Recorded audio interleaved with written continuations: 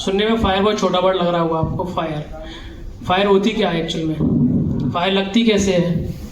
आपने देखा होगा बड़े बड़े इंसिडेंट हुए, घटना होती हैं, तो उनमें क्या होता है, लोगों की जान जाती है। जान क्यों जाती है? क्योंकि उसके बारे में आपको जानकारी नहीं है, कैसे इससे बचना है।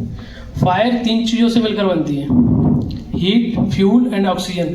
इन तीनों में से अगर एक भी एब्सेंट होगा तो फायर नहीं होगा, चाहे हीट हो, फ्यूल हो या ऑक्सीजन हो। जब ये तीनों चीज़ें होंगी तभी फायर होता है। फायर क्या है? केमिकल चेन रिएक्शन है, रिएक्शन के थ्रू काम करती है।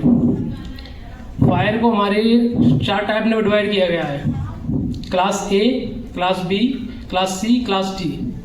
क्लास ए में फायर जो आती है सॉलिड फायर आती है हमारी, क्लास बी में जो आती है लिक्विड फायर, और क्लास सी में गैस फायर जो होती हैं, और डी में आती है जो हमारी कमर्शियल मटेरियल, तो धातु वगैरह की आग होती हैं, एल्युमिनियम है, मैग्नीशियम है, टाइटेनियम वगैरह जो होती हैं, वो क्लास डी में आती हैं। ऐसी जो क्लास 4 टाइप फायर है, इनको बुझाने का तरीका भी 4 है। सबसे पहला cooling method, smoothing method, beating method और स्टार्विंग मेथड। इसमें क्या, कूलिंग मेथड में आग को क्या कर रहे हैं, ठंडा करके बुझा रहे हैं। आग को कूलिंग किया, ठंडा किया, आग बुझ गई।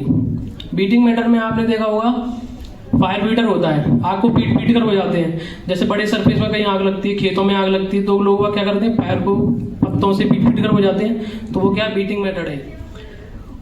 तीसरा आता है स्मूथिंग मेथड। स्मूथिंग मेथड में क्या होता है, ऑक्सीजन को कट ऑफ करना, मतलब कि एक तरीके स्मूथिंग मतलब होता है कि दम घोटना किसी भी चीज़ का, तो ऑक्सीजन का कट ऑफ करना, वो हो गया स्मूथिंग मेथड।